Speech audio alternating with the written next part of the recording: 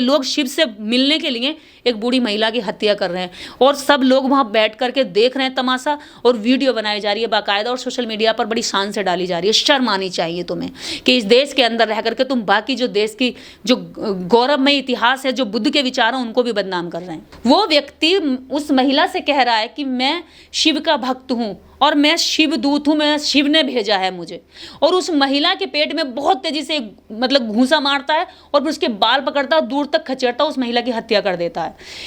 यानी भगवानों के नाम से आप लोगों की हत्या कर रहे हैं। आपको लाइसेंस मिल गया है क्या? भगवान ने आपको लाइसेंस दिया है? ये भगवान के नाम पर आप पूरे लोगों में वैमनस्यता फैलाएंगे, हिंसा फैलाएंगे, लोगों की जानें लेंगे। ये कितना क्रूर है। और भगवान भी देखकर चुप है। कहाँ है वो भगवान जिसके नाम पर ये हत्याएं की जा रही है? भगवान आकर क्यों नहीं कहता कि मेरे नाम पे ये सब मत करो भाई, मैं ये सब बर्दाश्त नहीं कर सकता, मेरा नाम कलंकित मत करो, मेरे नाम को इतना बदनाम मत करो कि मेरे नाम को लोग लेते हो कल को डरें। उस भगवान को जो दुनिया पूज रही है, उस भगवान के नाम पर तुम हत्याएं कर रहे हो। क्या यही तुम्हारे भगवान के प्रति आस्था है? यही तुम्हारी इतनी जो तुम आज तक जोर जोर से नारे लगाते हो सड़कों पर, मंदिरों पर, बाहर, मस्जिदों के बाहर, जगह जगह खड़े होकर के तुम हिंसा फैलाते हो, जो तुम नारे लगाते हो, क्या उन नारों ने कभी भी तुमने देखा कि उनमें धर्म का कोई भी समर्पण है? धर्म का उनके मन में कभी ये आता है कि हम पाप से बचें, हम पाप मुक्त बने, हम अच्छे काम करें, हम किसी का दिल ना दुखाएं? नहीं, वो तो दिल दुखाने की मकसद से निकलते हैं। और अब तो यहाँ तक हिंसा आ गई है कि लोगों के घर जलाने तक लगे, लोगों को हत्याएं करने लगे।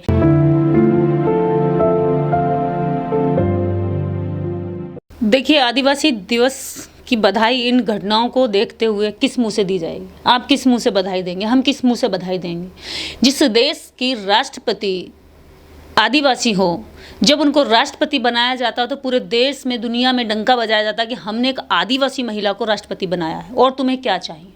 जब वो लोग ये कहते हैं कि और तुम्हें क्या चाहिए, तब हम उनसे जवाब देना चाहते हैं कि हमें शांति चाहिए, हमें हमारा जीवन चाहिए, सुरक्षा चाहिए। इन आदिवासी महिलाओं के साथ आज भगवान के नाम पर, कभी आरक्षण के नाम पर, अभी आपको देखिएगा मणिपुर में क्या हुआ आदिवासी महिलाओं के साथ, कुकीज़ महिलाओं के साथ। वो आदिवासी महिलाएं वहां पर मारी जा रही हैं, नग्न घुमाई जा रही हैं, उनके साथ दरिंदगी की जा रही है, और आदिवासी राष्ट्रपति मुंह में ना जाने क्यों सिल करके मुंह को चुप करके बैठी है। समझ नहीं आता कि महिलाओं पे हो रहे अत्याचार में महिला राष्ट्रपति और खासकर आदिवासी राष्ट्रपति इतनी चुप होकर, शांत होकर यूं मूक दर्शक बनी रहेंगी। ये तो बेहद शर्म की बात है। हम तो ये कहते हैं कि इस देश में आप राष्ट्रपति बनाकर, प्रधानमंत्री बना करके या मुख्यमंत्री बना करके आप एक दिखावा कर रहे हैं कि हम ये बना रहे हैं, बाकी कंट्रोल आपके हाथ में है। यदि कंट्रोल आपके हाथ में नहीं होता तो जिस पद को आप बनाते हो, बड़े से बड़ा पद आप आदिवासियों का, एससी का बनाकर तो दे देते हो, लेकिन उसी समाज की फिर आप इतनी दुर्गति करते हो, उस समाज की इतनी बुरी स्थिति कर देते हो कि वो जिंदगी मौत के बीच में झूलता है। अगर तुम शिव का भक्त है तो जाकर के जा, कहीं अपनी जान ले ले, जाकर के सूली चढ़ जा, जाकर के शिव का भक्त है तो जहर पी ले, क्योंकि शिव ने खुद विष पिया था और ये दारू पी पी करके शिव भक्त बनते हैं, ये लोगों की जान ले लेकर के भक्त बनते हैं। अगर तुम वास्तव में शिव के भक्त हो तो जाकर के शिव की तरह विष पी कर दिखाओ ना, तभी तो तुम शिव भक्त माने जाओगे। लेकिन तुम दारू पी करके लोगों की हत्याएं कर रहे हो, चरस गांजा भांग खा करके लोगों की जानें ले रहे हो, ये कितनी गलत बात है। तुम तो शिव के असली भक्त का नकली हो गए। फिर राजस्थान में जो इस आदिवासी महिला की बलि ले ली है एक शिव भक्त ने, ये कैसा अमृतकाल है हमारे देश में? देखिए, अगर आप बलियों पर जाएंगे तो इस देश में कई तरह के हवन हुआ करते थे, और ये वैदिक संस्कृति के हवन में नर बलियां तक थीं। ये जो आज आप छोटी छोटी बलियां देख रहे हैं ना, ये आज की नहीं है।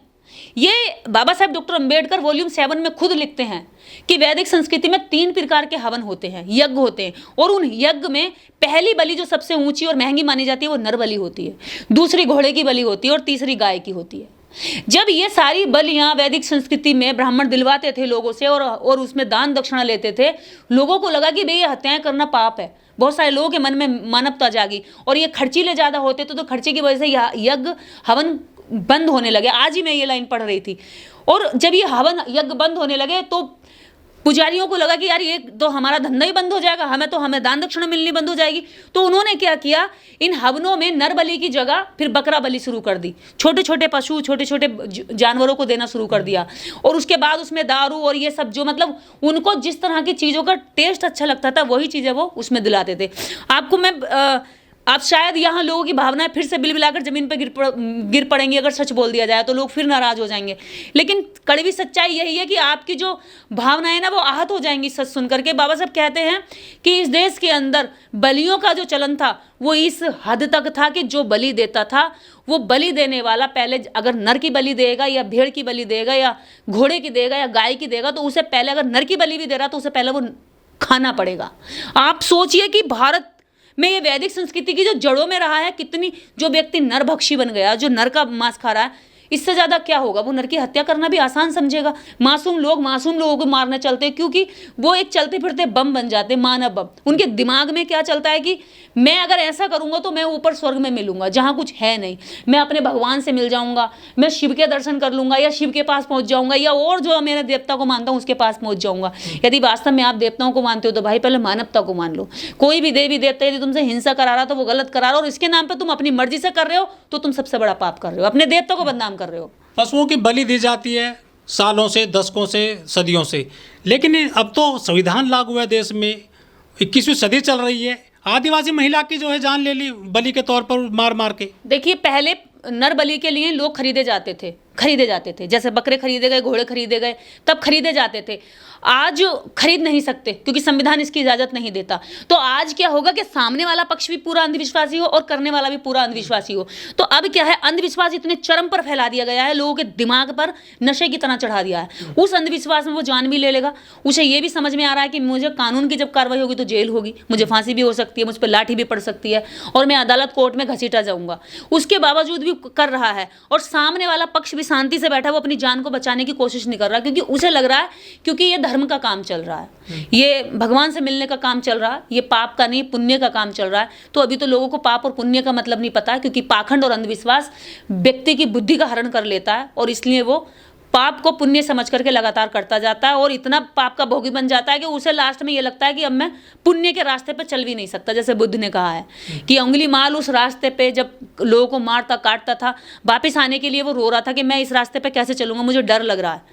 लोगों ने उसको पत्थर भी मारे थे, लेकिन फिर भी बुद्ध ने कहा कि जब करुणा और मैत्री के साथ आप वापस आओगे तो आपके जो बुरे, आपने अगर मन से मान लिया कि मैंने बुरा किया है और उसका पश्चाताप कर लिया तो आपको कोई भी जेल और सजा और अदालत से ये बड़ी चीज़ होगी कि आपने मन से पाप मान लिया।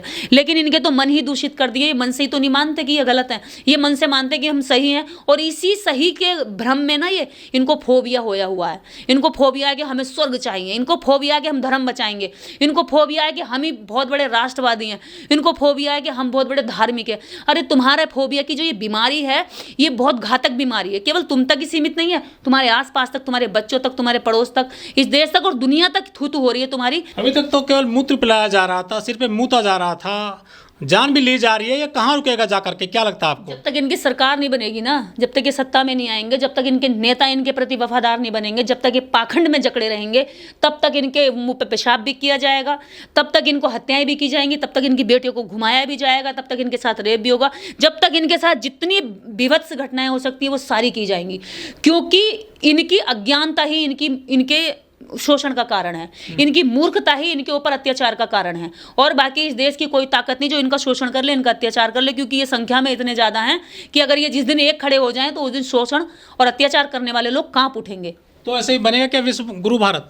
विश्व गुरु तो देखिए मोदी जी बाहर जा करके तो कहते हैं बुद्ध की धरती से आए हूँ, लेकिन यहाँ ये तो मूत की धरती हो ही जा रही है, लोग मूत रहे हैं और मूतने वाले का लोग समर्थन कर रहे हैं, कह रहे मूतना अपराध नहीं है। अभी इसके भी शिव भक्त जो होंगे सारे इसके पक्ष में खड़े हो रहे हैं पागल आदमी है कि ये तो जितने भी हैं, तो फिर ऐसे धार्मिक कितने पागल बनाओगे तुम? वो भी पागल था जीआरपी का जवान जिसने जो है 4 लोगों की हत्या कर दी और सरकारी गोली चला दी उन पर, सरकारी बंदूक से 12 राउंड फायरिंग कर दी, वो भी तुमने पागल बना दिया। अब इसने एक महिला को मारा, ये भी पागल हो गया। तो ये प्रशासन ने जो 200-250 जो झुग्गियां झोपड़ी जलाई, ये भी फिर पागल थे क्या?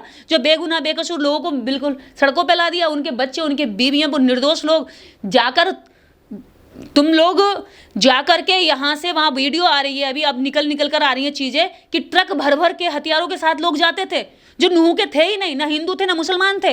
बाहर के लोगों ने जाके दंगा फैलाया और तुमने उन दंगा फैलवा के वहाँ के स्थानीय लोगों के घर तोड़ दिए। तो ये सरकारी हिंसा से बड़ी कोई हिंसा नहीं है। और सरकार जब हिंसा पर उतरती है तो आम जनता की हिम्मत बढ़ती है। और यही पाखंडी ढोंगी जितने बाबा देश में घूम रहे हैं वो इसी चीज़ की तो दुकान चला रहे हैं भैया। उनकी दुकानें चल रही हैं, उनके जो है उनके कस्टमर घूमते फिर रहे हैं, उनका प्रोडक्ट चल रहा है, अब समाज में चल पड़ा। और यही पाखंड और अंधविश्वास जो संविधान के तहत खत्म करने की बात कही गई थी, आज सरकार उसको बढ़ावा देकर पाखंडियों के जरिए समाज में पहुंचा रही है।